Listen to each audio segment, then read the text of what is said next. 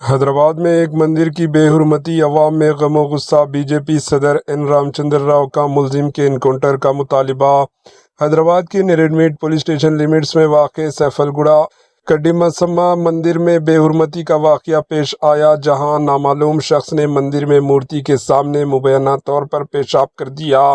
मुकामी अवाम ने नौजवान की सरगर्मी पर नज़र रखने के बाद इसको पकड़ लिया और पिटाई कर दी। इस वाक़े के बाद इलाके में शदीद कशीदगी पैदा हो गई और अवाम में सख्त गम गुस्सा देखा गया। सूरत हाल की पेश नज़र पुलिस ने मंदिर और अतराफ में भारी बंदोबस्त किया।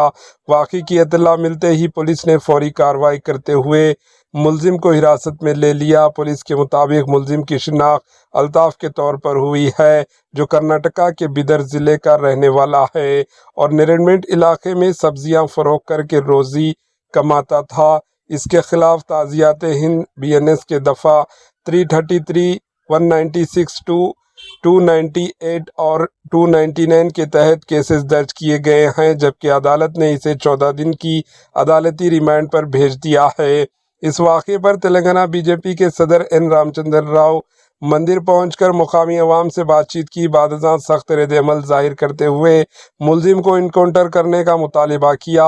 इन्होंने कहा कि हिंदू मंदिरों पर हमलों को हरगिज़ बर्दाश्त नहीं किया जाएगा और ऐसे वाक़यात में मुलव्वस अफराद के खिलाफ इंतहाई सख्त कार्रवाई होनी चाहिए। Bureau report, AHN news. గతంలో జూబ్లీ హిల్స్ లో కూడా ఈ రకమైనటువంటి ఒక హిందూ దేవాలయాలపై దాడి చేశారు, అక్కడ కూలగొట్టే ప్రయత్నం చేశారు.